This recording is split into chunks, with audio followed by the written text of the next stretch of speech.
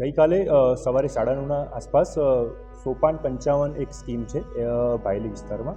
ત્યાં એક જીત પટેલ કરીને જે ઓનર છે જે સાઇટના, એમના દ્વારા ઇનોવા ગાડી લઈને અંદર આવતા હતા ત્યારે એક બાળકી હતી, એને પર ટાયર ફરી વળતા બાળકીનું ત્યાં સ્થળ પર જ મૃત્યુ થયું છે.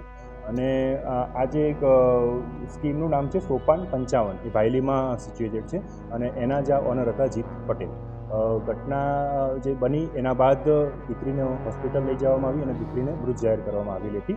ત્યારબાદ આ જે બિલ્ડર જે છે એ ત્યાંથી ભાગી ગયેલ છે અને પોલીસની અલગ અલગ ટીમો દ્વારા સીસીટીવી ફૂટેજની ચકાસણી કરવામાં આવી રહી છે અને આ જે એક્યુઝ છે એને પકડવાની આગળની કાર્યવાહી ચાલુ છે.